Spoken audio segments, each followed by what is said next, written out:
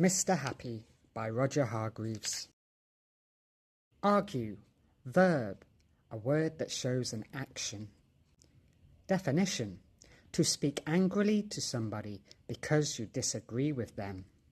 Example: I don't like it when my parents argue. Booming, adjective, a word that describes a person, place, or thing.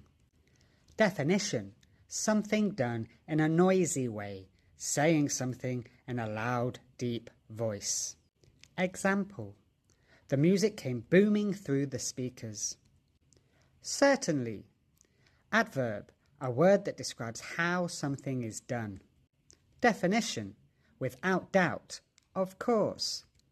Example: all of them were certainly never going to eat at that restaurant again. Cottage, noun, a word used to name people, places, or things.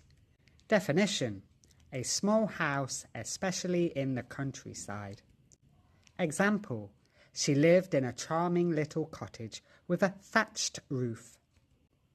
During, preposition, used before a noun to show its time or place. Definition: all through a period of time or at some point in a period of time. Example: there is to be no talking during the exam. Expect, verb, a word that shows an action. Definition: to think or believe that something will happen or that somebody will do something, usually because that has been agreed prior.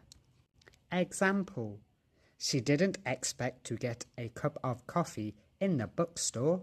Followed, verb, a word that shows an action. Definition: to have come or gone after or behind somebody in order to have watched where they went and what they did. Example: the children followed the Pied Piper. Giggle, verb, a word that shows an action. Definition: to laugh in a silly way because you are embarrassed or nervous. Example: the girl had a very annoying giggle. Handle, noun, a word used to name people, places, or things. Definition: the part of a door, window, etc. that you use to open it, the part of an object, such as a hammer or a cup, that you use to hold or carry it. Example: the pan has a wooden handle so you won't burn yourself when you pick it up. Hearty, adjective, a word that describes a person, place, or thing.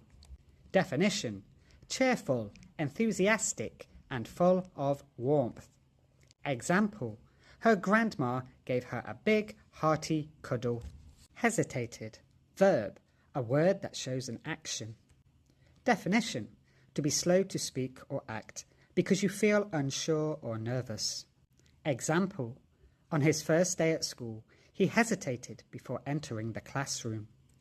Indeed, adverb, a word that describes how something is done. Definition: used to emphasize a positive answer or statement. Example: their teacher was indeed very handsome. Mountain, noun, a word used to name people, places, or things. Definition: a very high hill, often with rocks at the top. Example: he placed his flag at the top of the mountain. Narrow, adjective, a word that describes a person, place, or thing. Definition: measuring a short distance from one side to the other. Example: she has a very narrow waist. Nevertheless, adverb, a word that describes how something is done. Definition: despite something just mentioned. Example: the test was difficult. Nevertheless, she got an excellent grade. Remarkable, adjective, a word that describes a person, place, or thing. Definition: unusual or surprising in a way that makes people take notice. Example: the firework display was remarkable. Shines, verb, a word that shows an action. Definition: producing or reflecting bright light. Example: the boy shines a flashlight in the dark to continue reading after lights out. Stool, noun, a word used to name people, places, or things. Definition, a seat with legs but with nothing to support the back or arms. Example, he shouldn't have used a stool to reach the box.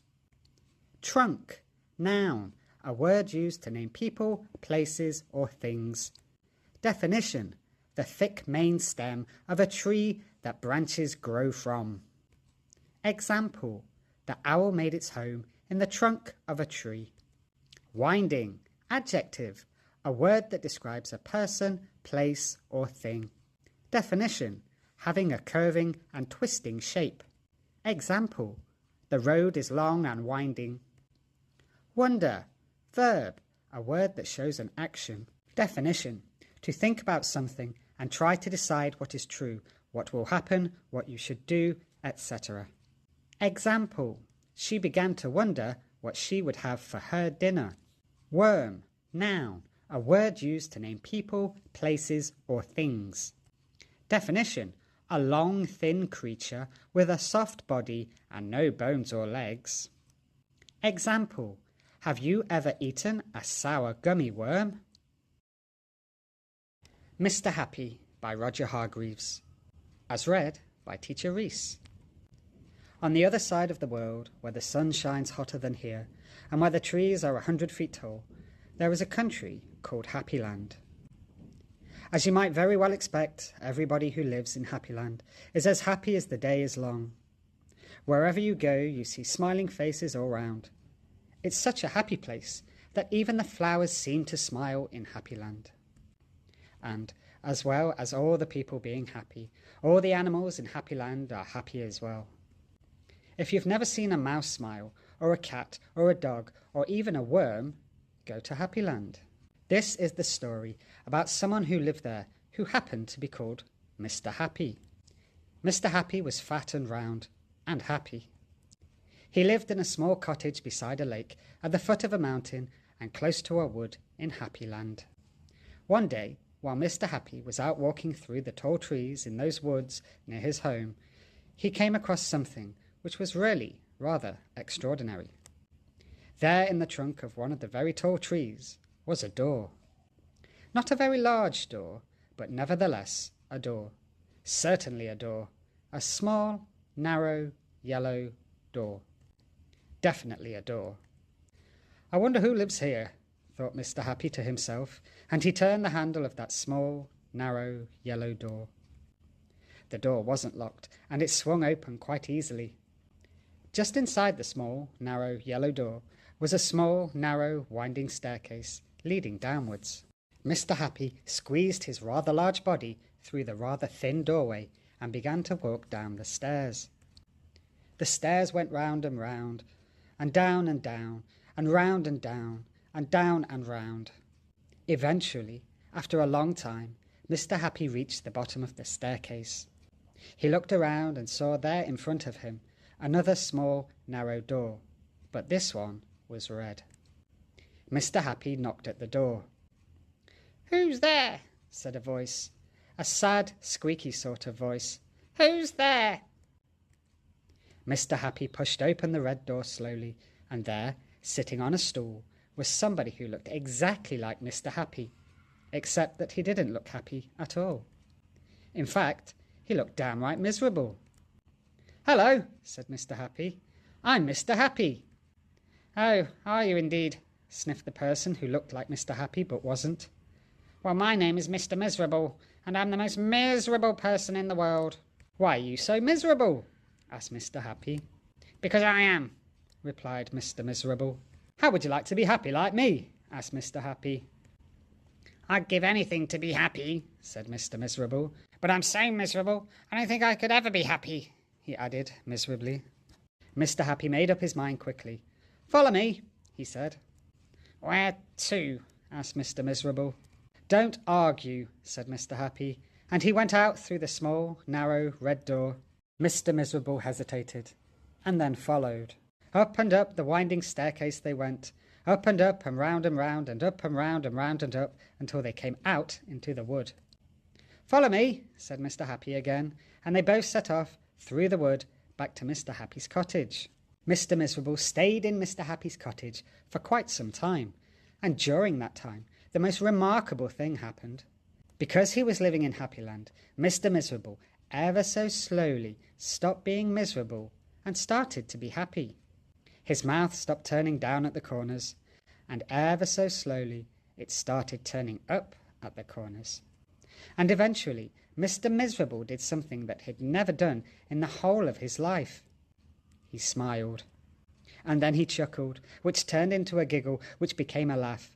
A big, booming, hearty, huge, giant, large, enormous laugh. And Mr. Happy was so surprised that he started to laugh as well. And both of them laughed and laughed. They laughed until their sides hurt and their eyes watered. Mr. Miserable and Mr. Happy laughed and laughed and laughed and laughed. They went outside, and still they laughed. And because they were laughing so much, everybody who saw them started laughing as well. Even the birds in the trees started to laugh at the thought of somebody called Mr. Miserable who just couldn't stop laughing. And that's really the end of the story, except to say that if you ever feel as miserable as Mr. Miserable used to, you know exactly what to do, don't you? Just turn your mouth up at the corners. Go on.